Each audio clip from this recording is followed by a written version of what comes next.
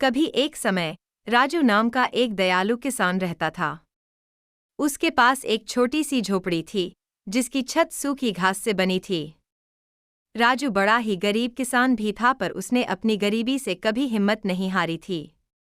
राजू अपने खेतों में बहुत मेहनत किया करता था। उसकी मेहनत से ही इस साल उसका खेत सब्जियों से भरा हुआ था। मोटे लाल टमाटर, कुरकुरी हरी बीन्स और चमकदार बैंगनी बैंगन।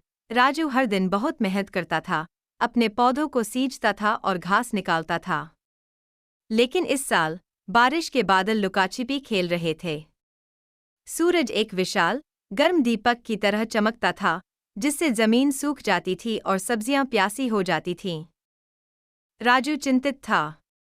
बारिश के बिना उसकी सब्जियां नहीं उग पाएंगी और उसके पास बाजार में बेचने के लिए पर्याप्त फसल भी नहीं होगी।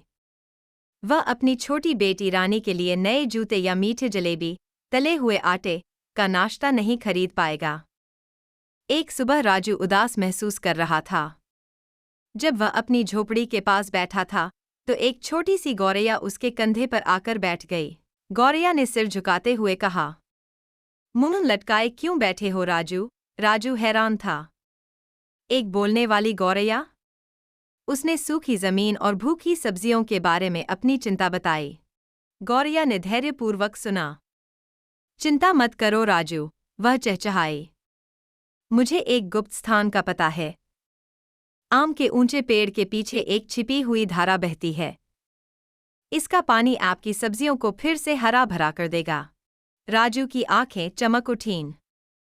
उसने गौरैया को धन्यवाद दिया और उसकी बताई हुई बातों का पालन किया। सबसे ऊंचे आम के पेड़ के पीछे उसने एक जगमगाती धारा देखी, ठीक वैसे ही जैसा गौरैया ने कहा था।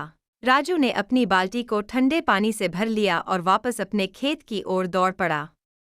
उसने ध्यान से प्रत्येक प्यासे पौधे के चारों ओर पानी डाला। सब्जियां खुशी से चहकती हुई लग रही थीं, उनकी पत्तियां चमकीली हरी हो गईं।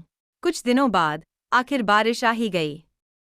कोमल बूंदें छत पर टप टप टपकीं, जिससे राजू का दिल खुशी से भर गया।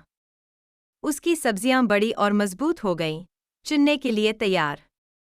राजू ने अपने ताज़े फल सब्जियां बाजार में बेची, उसकी मुस्कान सूरज की तरह चमक रही थी। उसने रानी के लिए नए जूते और जलेबियों का एक बड़ा डिब्बा खरीदा। मददगार गौरैया और छिपी हुई धारा की बदौलत सभी ने एक स्वादिष्ट भोज का आनंद लिया। उस दिन से राजू कभी भी छोटी गौरैया की दयालुता और छिपी हुई धारा के जादू को नहीं भूला।